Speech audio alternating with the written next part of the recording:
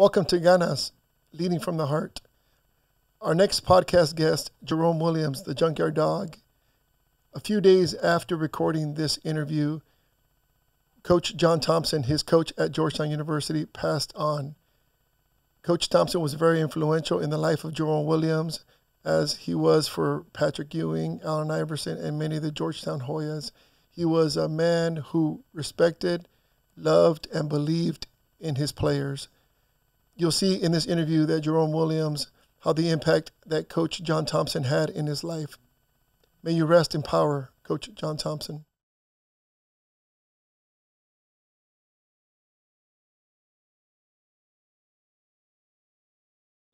Live from Gil Silva Family Studio in Salinas, California, the salad bowl of the world. Welcome to the podcast designed to inspire, the only one built with ganas. You're going to work harder than you ever worked before. And the only thing I ask from you is ganas, desire, haircut. If you don't have the ganas, I will give it to you because I'm an expert. From the founders of Gil Basketball Academy that empowers youth to play hard, work hard, study hard, and overcome obstacles. People can't do something themselves. They want to tell you you can't do it. You want something, go get it. Period. Real interviews with real people about real life. You, me, or nobody is going to hit as hard as life. But it ain't about how hard you hit. It's about how hard you can get hit and keep moving forward. How much you can take and keep moving forward. That's how winning is done. And now it's time for Ganas, Leading from the Heart. Hello, everyone. Welcome to another episode of Ganas, Leading from the Heart. I am Jose Gil, coach, teacher, father, husband, and lifelong believer in ganas, which translates to desire. Today on the show, we are extremely excited and privileged to have an ex-NBA star of 9 years and current president of the Young Three, Jerome Williams from Las Vegas. We have him. And before we get to Jerome, though, I want to introduce my co-host here, Eduardo Rodriguez, who's been in our academy since day one. And we are proud of him. He will be attending UC Davis this coming quarter, so he's my co-host today. So welcome, Eduardo. Thank you for having me, Coach. It's a pleasure to be here. I also want to give a quick thank you to Jerome Williams for joining us today. It's an honor to be able to talk to you, and let's get it started with. Jerome, JYD, how you doing, my man? Man, I'm doing good, Jose. Man, good to be on the show. Thank you for having me, man. I've watched you from afar, your organization, what you do for not only Latinos, but youth in the community. I think it's wonderful, man. I just want, more of my Mexico and my Latinos to get a part of the dog pound. You see how we do. We get down. I appreciate you for having me. There we go. There we go. I love the energy. I love the excitement. This is going to be a great podcast for all our listeners out there, and especially our the young ones that are aspiring to make it. It's about the journey, it's about the ride, and it's about the experiences, and we have a lot to talk about because you've had quite a career in basketball playing, but also now and what you're doing in the community, man. It's amazing to see a former NBA player giving back to the community, and we're going to talk about your legendstreetbasketball.com, website and all those things. But before we get to that, JYD, I want you to, can you please tell us a little bit about yourself, your upbringing, family, the education, career stuff, so our listeners can get to know you a little bit, please? Yeah, absolutely. I mean, I really grew up as a kid, like many kids in the community, with the dream of playing basketball. I was a average player at best, a hard worker, and I had a lot of heart. And that's why I love about Ganas. That's what your organization represents. And I would have been one of your kids. Yes, I would have been one of your kids out there because my parents didn't have money to put me in camps and AAUs and different things like that. And I was able to just go outside and just play.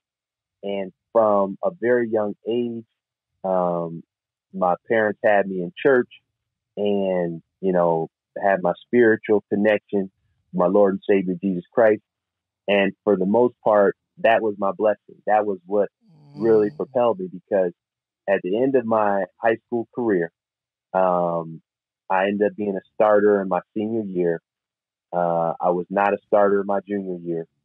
So, I had one chance to, basically prove myself to Division I schools, Division II, Division III. I averaged 16 points my senior year.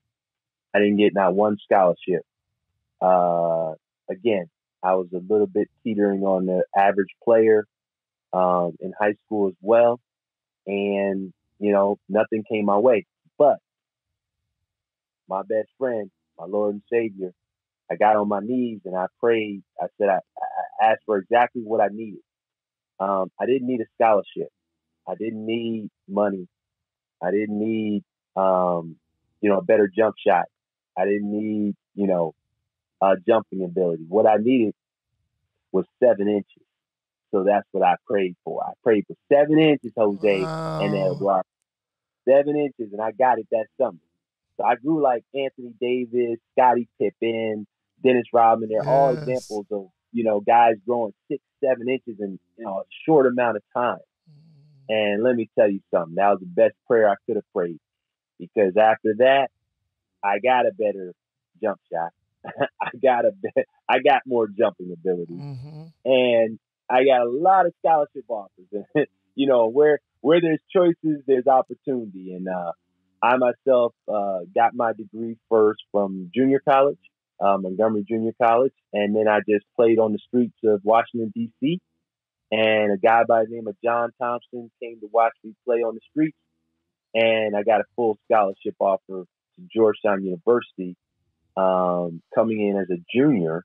And my teammate who had just signed with Georgetown was a guy you might have heard of, Eduardo, Allen Iverson. Yes, sir. Wow. See, that's what this is about, real people, real things. And, and like you said, that faith, that the ganas, the belief that things are going to go your way, and you know what, nothing's going to stop you. No obstacles are going to stop you. That's an amazing story. And thank you for sharing that with us. All right, so Jerome, go ahead and tell us, where did the nickname of Junkyard Dog originate? Where did it come from? I love that. I love answering this question because, a lot of kids and different people, these days, sometimes they come up with their own nicknames and different things like that. And that's fine. That's cool. But in the NBA, back in the day, in the 90s, you could not nickname yourself. It's illegal. It was illegal. You had to be nicknamed by legends, by Hall of Famers, by other former NBA players. And after they nicknamed you, you had the ability to veto it. So if you didn't like the name, you say, "Hey guys, I appreciate you not calling me that," and then they would stop. But if you did approve of it, then all the players knew that it was cool to call you Junkyard Dog. So without further ado, here's the story. Okay. I get there my rookie year in Detroit. I was the number 1 pick for the Detroit Pistons in 1996, the most famous draft in the NBA, which featured Kobe Bryant, Steve Nash, Ray Allen, some guys you might have also heard of other than Allen Iverson, Stephon Marbury, just to name a few, Jermaine O'Neal, just to name a few. And then one person who didn't even get drafted, Ben Wallace, Defensive Player of the Year and world champion for Detroit Pistons. That's right. That was my draft. Okay. I get to the Pistons. The first practice I go to, I showed up the practice at 10 a.m. I showed up at 9 a.m. I come in, the practice facility is full with veterans, players, and they say, "Hey, Rook, you're late." And I said, "I thought practice was at 10 a.m. They said, "Yeah, it is." And I said, "I'm an hour early." They said, "You're late." Okay.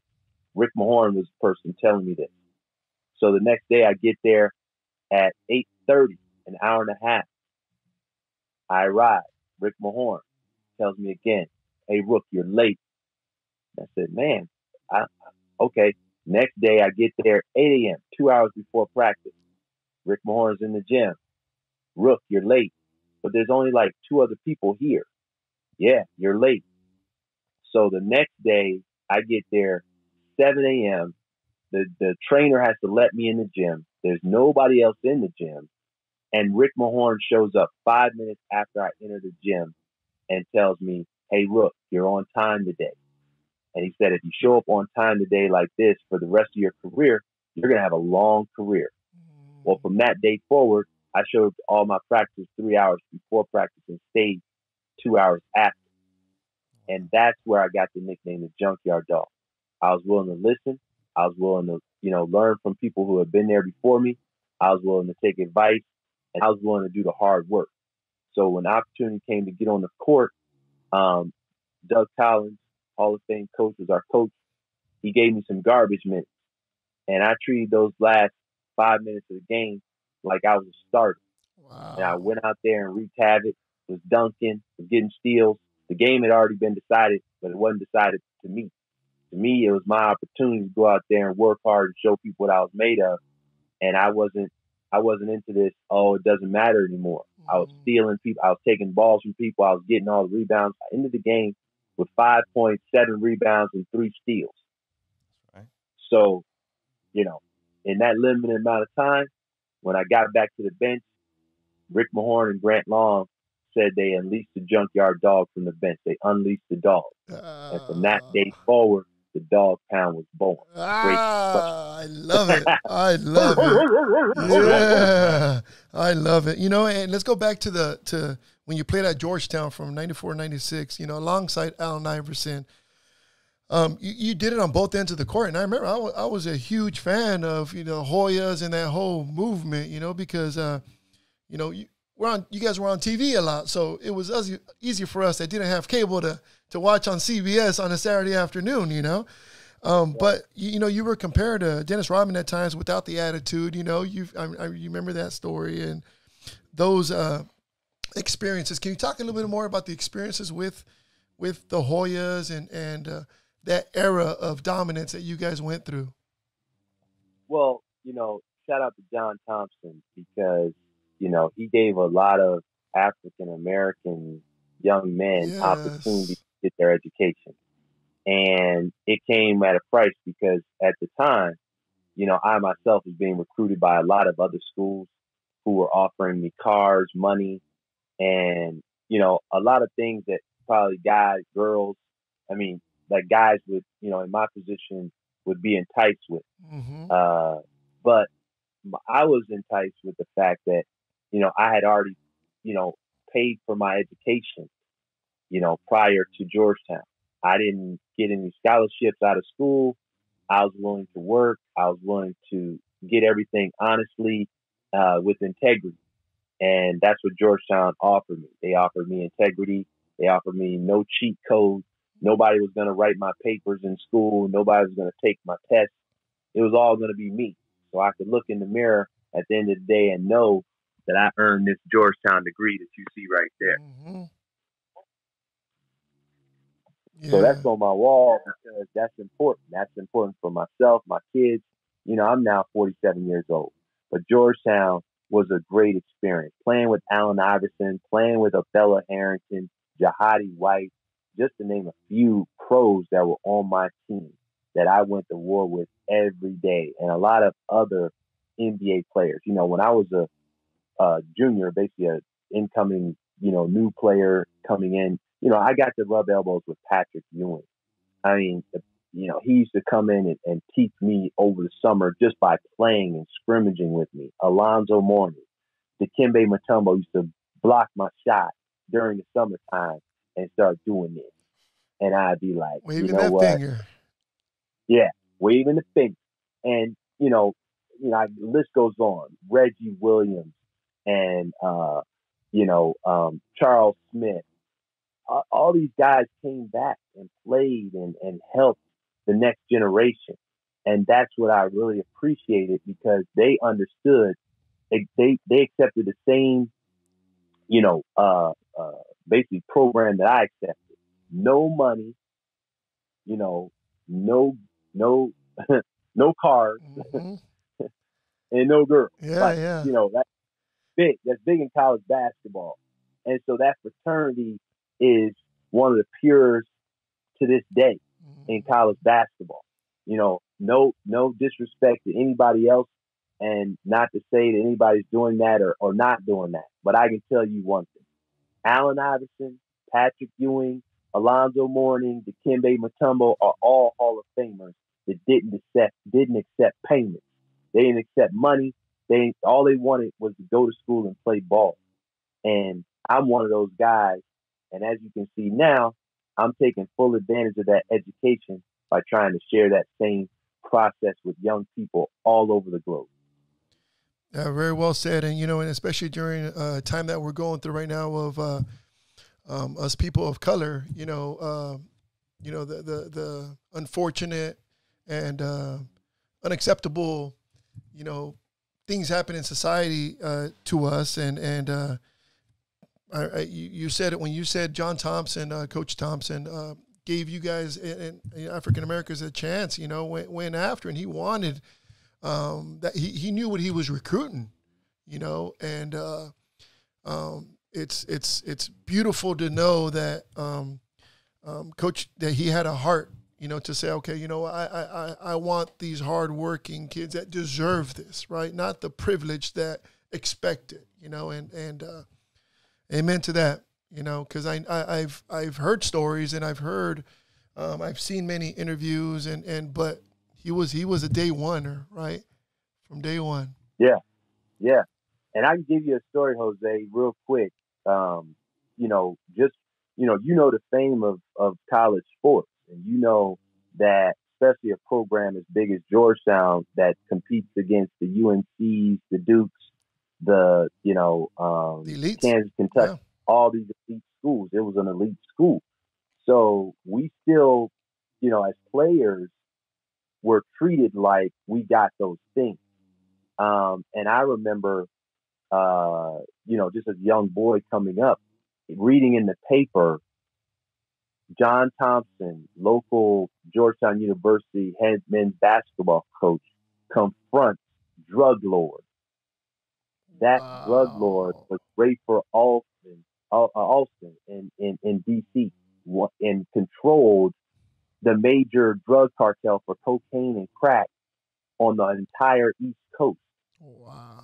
Coach Thompson brought him to the office and basically threatened him without threatening him, meaning he said, you cannot give money or benefits or shoes or anything to my players, and which had already been kind of going on.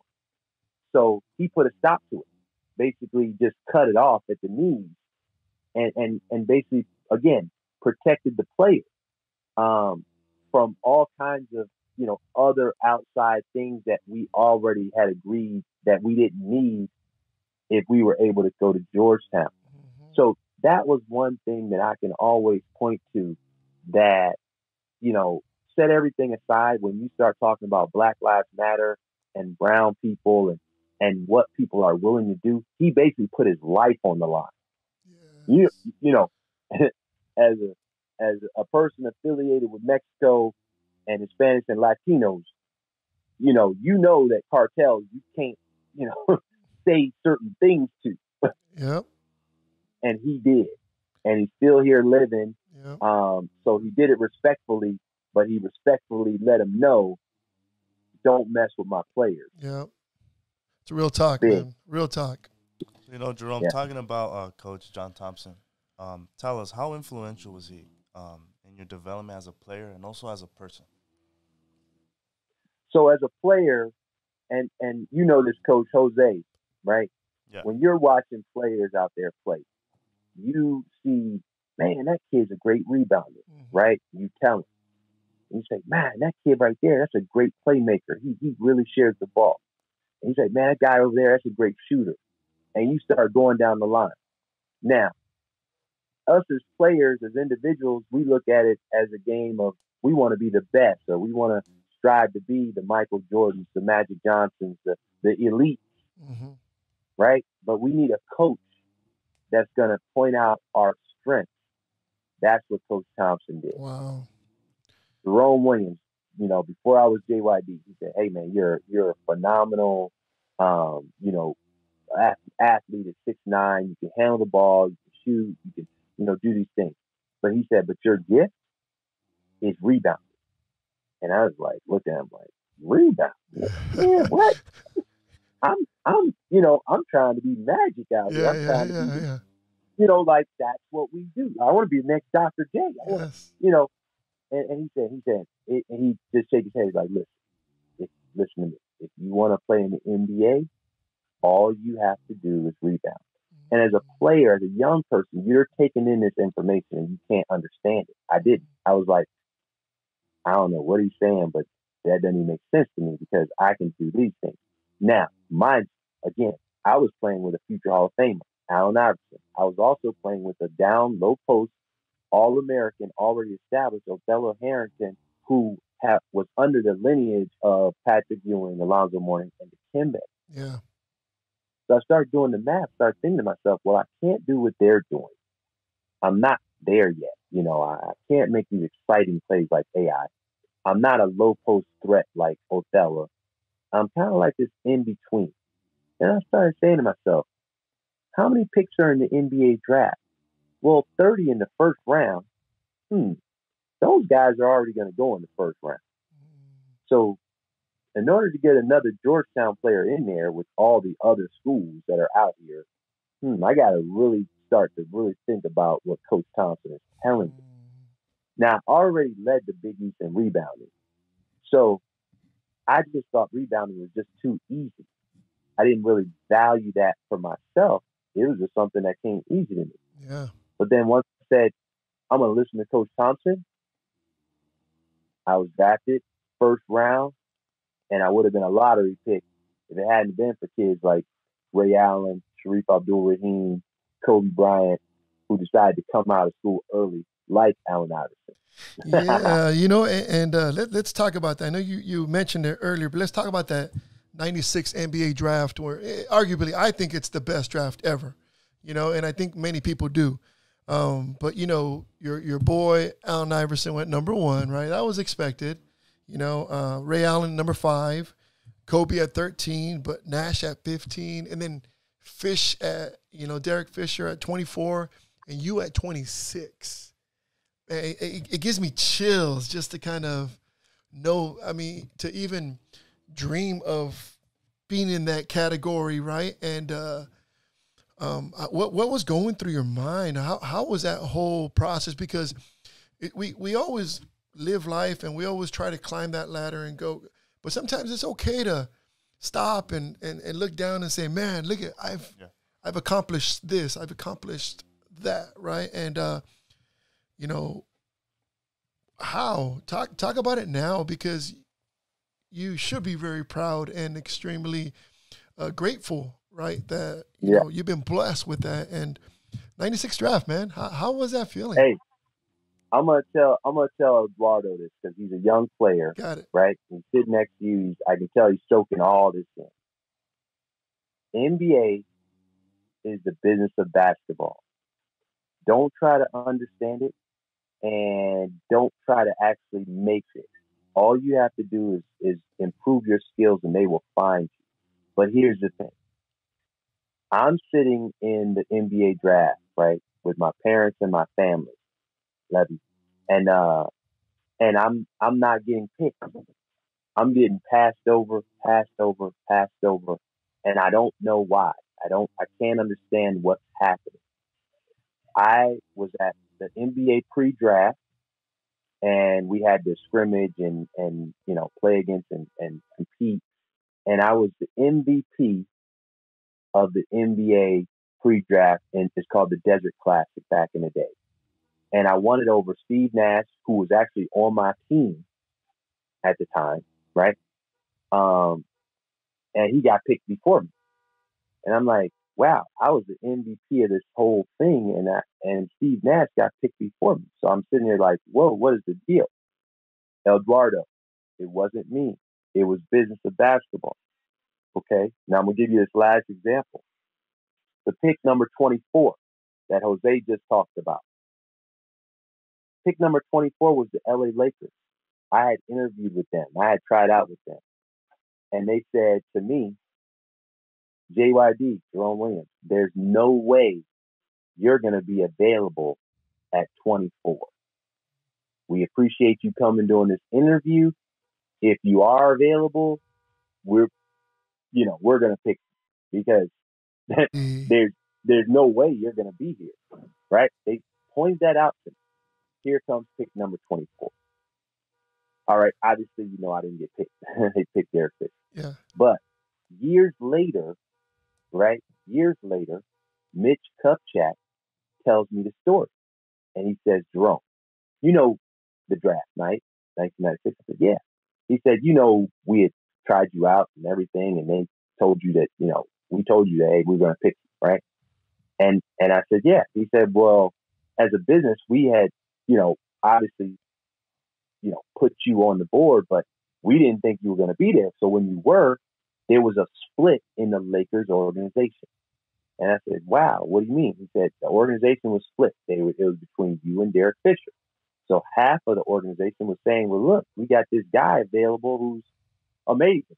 And they were like, well, we got this other guy that's amazing too, that we pretty much knew he was going to be available, because of all the other point guards in the draft, and we pretty much settled on him.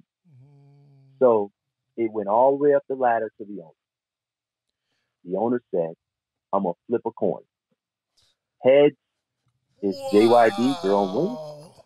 Tails is Derek Fisher. Just like that. He flipped it because he only had 3 minutes to decide. And within that 3 minutes, the argument went, they couldn't decide. They called the owner. He flipped the coin. It was tails. Wow. And Derek Fisher got chosen. And then the next pick, they had already decided as well. They were going with Roy Rogers. That was Memphis. It was Memphis, but at the time it was Vancouver. Vancouver Grizzlies. So here comes the Detroit Pistons pick. Their pick was already decided too. Grant Hill, who was at a lot of those local outdoor games, street ball, indoor gymnasium games that I played with and played against him, called the owner and told the owner, do not pass on Jerome Williams. Doug Collins was the general manager at the time. He got the call from the owner, who got the call from Grant Hill. And I was the next person picked in the draft, and David Stern, and the rest is history. So you can't control it, is the whole message to all the youth.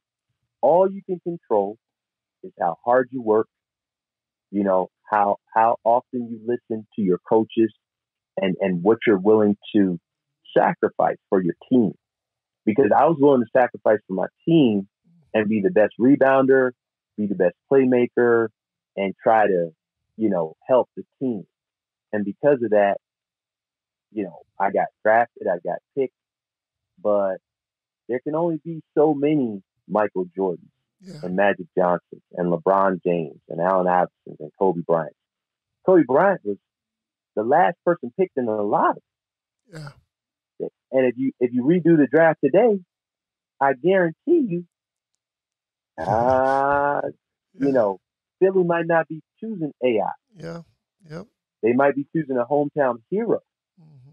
But the rest, it's history now. Yeah. But it all it comes out in the wash. It worked out. Would I be 26 picked today? I'm 26 picked after they figured out I was going to be a junkyard dog. Probably not. I would have moved up. Yep. And I'm in every redraft order draft that's ever been done since 1996, and I'm not the 26th pick. Yeah. So the whole point is what Jose said. The blessing is you get picked, and the business of basketball is you have to go out there and prove yourself. So if those two things happen, it won't even matter. So I was blessed to be there, and man, it's a blessing to even be on your show. So I appreciate you guys. Shout out to Ghana. Yeah, most definitely. You had a 9-year NBA career drafted by the Pistons, went to the Knicks in New York, Chicago Bulls, and the Toronto Raptors. And, and I know there's a lot of love in all of them, but for some reason the Toronto, being part of that organization, they gravitated, but you started to get involved in the community. And now as a president of the Young Three, and doing amazing things for the youth, legendstreetballbasketball.com. I kind of want to talk about those two projects you have going on. And let's tell our podcast listeners, because I want them all to be able to connect immediately after they hear this podcast, because this is going to take off, man. I'm a believer in it, and I'm a big fan of it. So, hey, I appreciate that, man. Coming up, like I said, I've always had a heart for kids who could not afford to go to camps and clinics and play on AAU teams, because I never did. So everything I've tried to do has always been about the community and the youth, and being able to provide opportunities. I've traveled the globe with the NBA as a global ambassador and visited countries from Mexico to Africa to China to Europe, and with the goal in mind of just helping kids have fun in the game of basketball. And opportunities have come my way. When Ice Cube wanted to do the Big Three, a 3-on-3, and launch a new project for professional basketball, I was all in. I got drafted in the first round again, and I played 1 year with the Big Three and led my team in points, rebounds, and assists in the playoffs. So everybody knows it's nothing until you go to the playoffs, and I led my team in every category at the age of 45. So that's saying something. And having said that, that's how I became the Young Three president, to lead the youth, because I was always about trying to help them. And that organization has taken off. We've had Young Three camps and tournaments in over 20 major U.S. cities. It's grown in numbers. Adidas was a huge part of that as a sponsor. Moving forward, I know year 4 is getting ready to come up for the Big Three, because year 3 we weren't actually able to actually have a season this summer due to COVID. Yeah. But I know big things are on the horizon. And leading the big things, man, legendstreetbasketball.com. It's coming at you, Jose. I want all the kids in your organization to get involved with this. And all they have to do is go onto that website and click on player. Sign up, because the winds are changing. The winds are changing, and players' brands are being started at a very much younger age. NCAA has created that new rule, name, image, and likeness, and in 2021, players will be able to start capitalizing as they are, as soon as they're 5 years old, all the way up through college. They can now profit from this, and this is a game changer, because other countries, they already do it. In Europe, in China, you can play professional sports at a younger age, but in some reason, in the United States, basketball, you're not allowed to do that. I wonder why. Could it have to do with the fact that there's so much money involved that they want to make sure they lock in the talent of the players at a very young age, where they cannot monetize what they're worth? But yet, if you play the game of golf, you can do that. If you play the game of tennis, you can do that at a very young age. You can do whatever age. But for basketball players, and how many minorities play basketball? Well, quite a few. Quite a few. Why? Because it's one of the cheapest sports out there that most minorities can afford. So if you limit the amount of economics that these players can actually, be involved in early on, and you control that ecosystem, as does the NBA and the NCAA, it makes it very difficult for families, players to ever, be able to monetize their talent. But legendstreetbasketball.com is going to help players do just that legally. It's not something that's far-fetched. It's just never been created. And now with the new NCAA rules, it's going to make it legal to do it. So JYD, I'm all about this dog pound right here. Yes. And I got a lot of kids that have cheered for me, have barked for me, have families who have fought for me and rooted me on. And I'm doing the exact same thing. I'm going to make sure they have a platform to create their own dog pound and their own nickname and their own, platform to basically do whatever they want to do. And that includes clothing lines, other aspects of commerce around the game of basketball with products and everything. So it's going to be a huge thing and cool. As long as you're in AAU, we're going to find you. We had over 5 tournaments before COVID, and we had over 2,000 kids, teams come through these tournaments that are called Legends, Showcases, and it was bananas. So, yeah, we look forward to seeing you. We're excited. Future Legends event, because every road leads to Vegas. Yes, no, yeah, we're excited to possibly collaborate and with our basketball academy and legendstreetballbasketball.com. You can get on there and follow them and become part of this movement, because it's a movement for change and for all the dreamers out there and kids. I mean, it's another outlet to save lives, man. So, we're winding down our show. This has been an amazing podcast having you on there. Ganas is the name of our show, and you exemplify that perfectly, JYD, as a storied ex-NBA player and demonstrating it currently through your commitment to the community. What advice do you have for our podcast listeners out there when it comes to the topic of ganas? My advice is this: no matter what, whether it's basketball, another sport in life, it's all going to lead to one road: your spirituality and your connection. Develop that connection, because blessings come down. There is a law of the universe, and the laws of the universe never fail. Be a good person. Yes. Treat people fairly. Respect your fellow man. And that's what I see in so much of these movements that have upset so many people. Every day I leave my house, I have no ill will towards any other race, ethnicity, color, creed. I love everybody. Well, that's because of my faith. That's because of the time I've spent in relationship with Jesus Christ.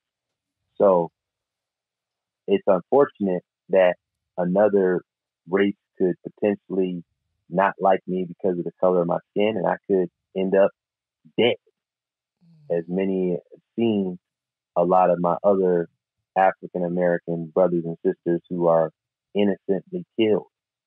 So I just give the advice of, try to develop a relationship where you'll understand that you'll value everybody. You'll value every human being. And it won't have anything to do with a law or a piece of paper. It'll just be through your heart. It'll be through Ghana. Mm-hmm. It'll be right there. So keep doing what you're doing, but understand the laws of the universe will prevail. There we go. Wow. There we go. Powerful. So we're gonna finish off with our final segment of this show. It's called the carne asada portion. And we love to barbecue, man. And Eduardo knows here. He's a witness of my barbecue in the backyard. Well, I want to be a witness, Jose. I want the dog pound to witness the barbecue. Yes, sir. Man. Yes, sir. It'll happen. You'll get the invite. But I love to cue it up, and we're gonna put you on the grill a little bit with some questions, some rapid fire questions, and we've been doing this interview, man, straight from the heart, flowing and in rhythm. So we're gonna ask you some questions, and whatever comes to your mind. Okay, so.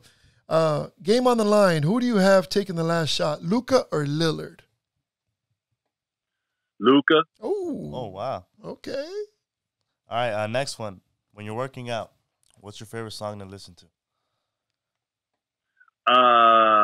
My favorite, All About the Paper, GS. Okay. Okay. And here's the next one. Nike or Adidas? Ooh. Hey, on a Friday night, Nike. Nike, okay. That's a good one. Sunday morning, Adidas. Well, best dunker of all time. And let me a little story that goes with it. I was telling my two boys and my daughter that every time we watch the All-Star Weekend, NBA, Slam Dunk Contest, JYD, you will be there. You're courtside. You're involved, man. You got that passion to be connected still. But you've been to many dunk contests. Best dunker of all time, in your opinion? Man, I've been to them almost all, and I've seen them up close and personal, front row access. Thank you to Adam Silver. Uh-huh. I would have to say, man, best dunker. Shoot, man. Look, my teammate, the guy, his airness, Vince Carter is probably the best dunker of all time. Yes. He was able to pull off those same dunks that he did in the slam dunk contest in game. Yes. I mean, those incredible 360 windmills were actually in-game dunks that the fans understood were going to happen. Dr. J is obviously one of my all-time favorites. Michael Jordan, Dominique, Sean Kemp, and even the new crew of dunkers, Aaron Gordon and my other high flyer, Zach LaVine. Phenomenal rivals. But in-game, Vince Carter, best dunker all time. That's why he gets the vote, because those guys can do it great, in an isolated situation. But when it came to in-game, it was serious. Vince Carter. Okay. Favorite NBA team you played for? Let's go teammate. Teammate. Moochie Norris. Moochie Man, Norris, Mooch. okay. DC, he was on the street. We were catching the subway to the same street ball games that, I got recruited at. Wow. That's a great story, Moochie, amazing what he did and his career as well, so I like that. I like that. Stay loyal to your guys, man. So, legendsstreetball.com. Let's go ahead and all our listeners out there, go on and Big 3, Young 3, all the videos that you're posting, keep on doing that to give back to the kids, and you're impacting kids everywhere, here in our area, Monterey Bay area and Salinas. I know our academy kids have been watching them. So thank you for doing that, and thank you for doing everything that you're doing, man. You got big fans here, and we look forward to collaborating with you. Sir. Thanks, man. I really appreciate being on the show.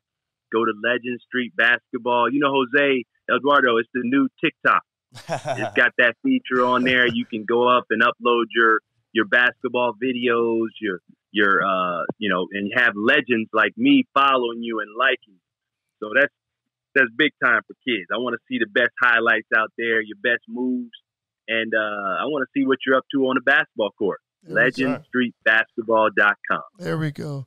And that's our show for today.